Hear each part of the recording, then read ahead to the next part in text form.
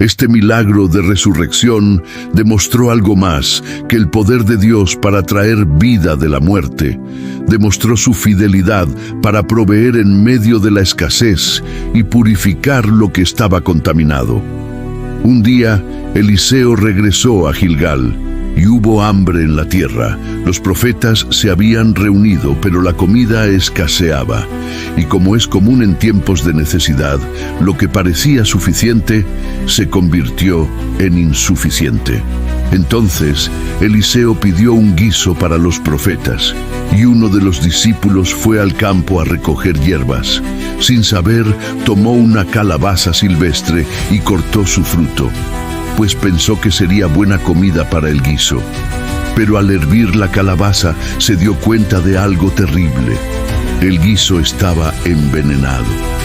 La comida que estaba destinada para el sustento de los hombres de Dios se convirtió en un peligro mortal.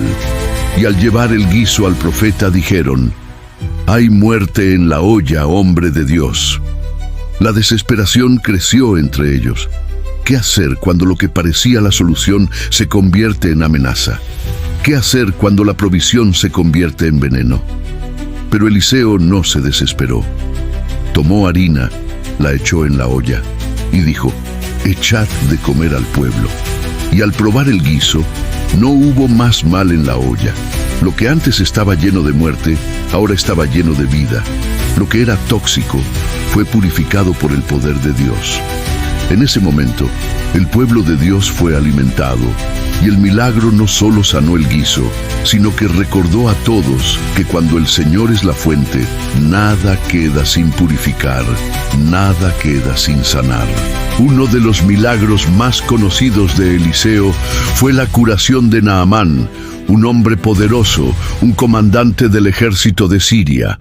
Pero Naamán, a pesar de su gran estatus y victorias, tenía una plaga en su cuerpo, una lepra que lo consumía, una enfermedad que no distinguía entre reyes y siervos, que no conocía el poder ni el honor. La lepra era igual para todos. Y aunque Naamán era un hombre respetado en su nación, se encontraba derrotado ante la enfermedad. Pero Dios, en su soberanía, tenía un plan. A través de una niña cautiva, una esclava israelita que servía en su casa, Naamán supo de un hombre de Dios en Israel, un profeta llamado Eliseo, y fue a buscarle. Con riquezas, con cartas de autoridad, Naamán llegó hasta la puerta de Eliseo. Pero Eliseo, como si supiera que la curación no sería solo física, no salió a recibirle en persona. En su lugar, envió a su siervo, Gehazi, con un mensaje simple: «Ve y lávate 7 veces en el Jordán, y tu carne será restaurada y quedarás limpio». Naamán, indignado y sorprendido, esperaba algo mucho más grandioso, algo más acorde a su estatus. Pensaba que Eliseo saldría a recibirle, invocaría el nombre de Jehová y tocaría su carne enferma para sanarla. Pero la solución era mucho más sencilla y a la vez mucho más profunda. Al principio, Naamán se alejó furioso. ¿Acaso no hay mejores ríos en Damasco?, se preguntaba. ¿Por qué el Jordán? ¿Por qué algo tan humilde y simple? Pero uno de sus siervos, con una sabiduría humilde, le habló: «Padre mío, si el profeta te hubiera mandado hacer algo grande, no lo habrías hecho. ¿Cuánto más si te dice: lávate y serás limpio?». En ese momento Naamán se detuvo, vio la sencillez de la instrucción y obedeció. Bajó al Jordán, se sumergió 7 veces, y en el 7º baño su carne se restauró, como la carne de un niño, limpia y nueva. Naamán, asombrado, se levantó de las aguas, y lo primero que hizo fue reconocer a Jehová, el Dios de Israel, no solo como sanador de su cuerpo, sino como el único Dios verdadero. Y regresó, no con riquezas ni grandes honores, sino con un corazón agradecido y humillado, reconociendo que, aunque él no entendiera el proceso, la obediencia a la palabra de Dios le había dado la sanidad. Y proclamó: «Ahora sé que no hay Dios en toda la tierra, sino en Israel». Este milagro no solo mostró el poder sanador de Dios, sino también su gracia para transformar la vida de los que se acercan a Él, sin importar su origen, su estatus o su pecado. Naamán vino buscando una cura física, pero se fue con algo mucho más grande, un encuentro con el Dios viviente, que sana no solo el cuerpo, sino también el alma, y trae sanidad y transformación. Este evento también resaltó la humildad del profeta Eliseo, porque a veces la grandeza de los milagros no radica en el tamaño del acto, sino en el acto mismo de la obediencia. En la humildad de seguir lo que Dios pide, sin importar cuán sencillo o extraño parezca. Un acto simple de fe y la transformación es completa. Pero los milagros de Eliseo no terminaron allí.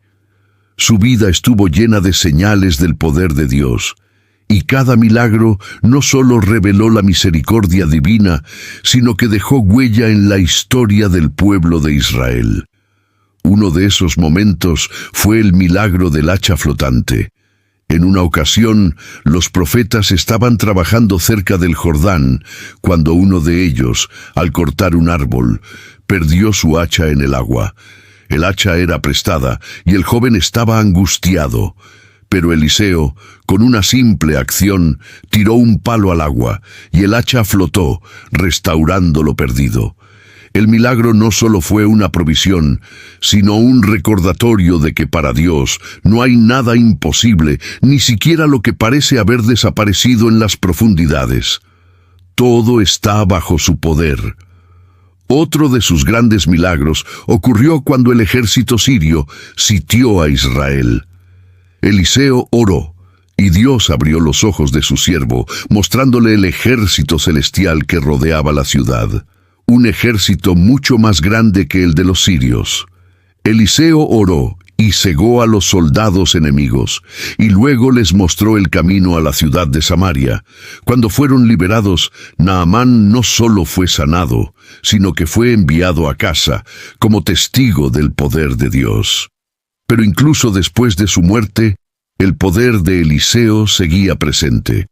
Una vez, cuando se enterraba a un hombre, su cuerpo fue colocado en la tumba de Eliseo, y al tocar los huesos del profeta, el hombre revivió y se levantó, demostrando que el poder de Dios no conoce límites de tiempo o espacio.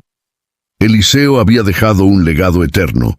El legado de Eliseo no fue solo de milagros, fue un legado de fe, de obediencia, de vivir bajo la dirección de Dios sin dudar y de impactar a los demás con el poder de su espíritu. Y hoy, al mirar su vida, somos invitados a vivir también con esa fe y obediencia, a reconocer que el Dios de Eliseo es el mismo ayer, hoy y siempre. El mismo Dios que proveyó, que sanó, que resucitó y que dejó un legado de vida eterna. Así como Eliseo caminó con fe, nosotros también somos llamados a caminar, a seguir el ejemplo de su vida, a buscar la dirección divina en cada paso. Y como comunidad podemos saber que el poder de Dios no solo estuvo en Eliseo, está disponible para nosotros hoy. Solo debemos creer, obedecer y recibir. Es tiempo de caminar en la fe, en el poder y en la misericordia de un Dios que todo lo puede. Hoy, más que nunca, su llamado es para ti. Suscríbete, que Dios te bendiga.